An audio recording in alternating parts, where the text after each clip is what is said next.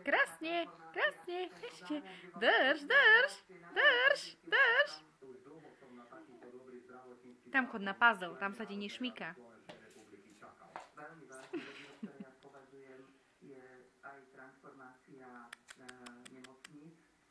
Na ciele spoločnosti upozorňujem na toto riziko, aby sa transformácia nemocníc na ciele spoločnosti nerobila privatizácii týchto nemocníc, musia byť finančne stabilizované tak, po odložení pre spoločnosti, aby po tomto odložení nevytvárali transformácie nemocnice.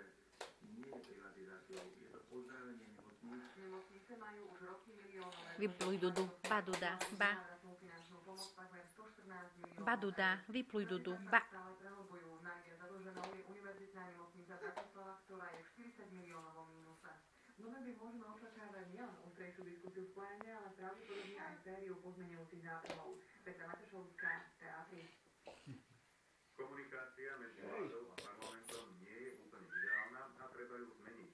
Na dnešnom rokovaní s premiérkou sa na tom zhodli lídri koaličných poslaneckých klubov. Verejnosť by sa tak nemala dozvedieť bezfinančne, koalícia definitívne nedohodla. Minister mienia, premiér kamení. Aj tak by sa dala niekedy nazvať prezentácia vládnych návrhov. Na pozvaní Svetou Radičovou poslanci dohodli nové pravidlá. Poďme sa na to, ako vylepšiť vzťahy medzi exekutívou a zákonodárnym zborom. To znamená, aby medializovali veci, ktoré dopredu konzultované s tými, ktorí alebo to budú schvaľovať. Príkladom z minulosti je zámer ministra práce zrušiť príspevku pri narodení dieťaťa. Predsedníčka vlády ho po jeho prezentácii zmietla zo stola. Ja vítam takéto stretnutie konštruktívne, aby to napomohlo veci a aby uvoľnenie programového ocenia vlády bolo naozaj do roku 2014. Iveta Radičová podľa našich informácií chce, aby sa na koaličných rokovaniach zúčastňovali aj predsedovia poslaneckých klubov. O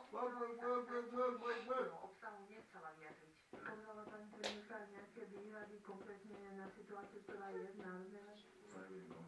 Zmenu komunikácie si poslanci zrejme zobrali k srdcu. Ani jeden z nich totiž nechce prezradiť to, okoľko si plánujú znížiť platy. Dohodli sa na tom, že verejnosť bude o všetkom informovať v pondelok Richard Sulík. Alžbeta Boková, Jak sa bude počúvať. No ešte. Na druhý autobus.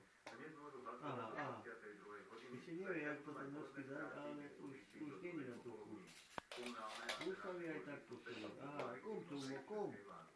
Poď ma genumen dosť, kde bez má? Zastupiteľstiev kandiduje 4 milióna občanov, na každé z 27 senátnych kresiel pripadá stredné 8 kandidátov.